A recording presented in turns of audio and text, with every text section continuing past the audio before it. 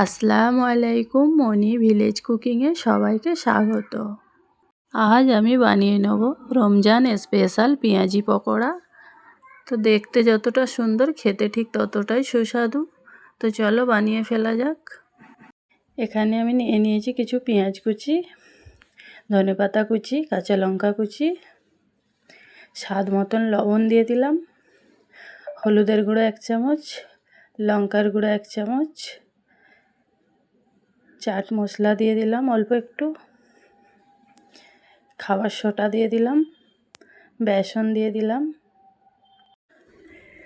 Half বাটি ময়দা দিয়ে দিলাম, অল্প জল দিয়ে হাত দিয়ে ভালো করে মাখিয়ে নেব। হাত দিয়ে সুন্দর করে আমি মাখিয়ে নিচ্ছি, যেহেতু কাজটা আমাকে হাত দিয়েই করতে হবে। তো মাখিয়ে নেওয়া হয়ে গেছে, কড়া বসিয়ে দিয়েছি, তেলটা গরম হয়ে আসছে। এরপর আমি দিয়ে দিলাম পেঁয়াজি পকোড়াগুলো। তো আমি এক এক করে দিয়ে দিচ্ছি, দিয়ে আমি সুন্দর করে পেঁয়াজি পকোড়াগুলো ভেজে নেব। তো আমার এক সাইড হয়ে গেছে, আমি আর এক সাইড উল্টে নিচ্ছি।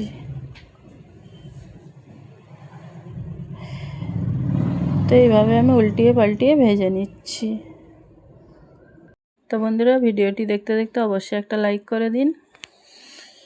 তো আমার ভেজে নেওয়া কমপ্লিট। এরপর আমি উঠিয়ে নিচ্ছি। তো আমি তেল ঝরিয়ে উঠিয়ে নেব।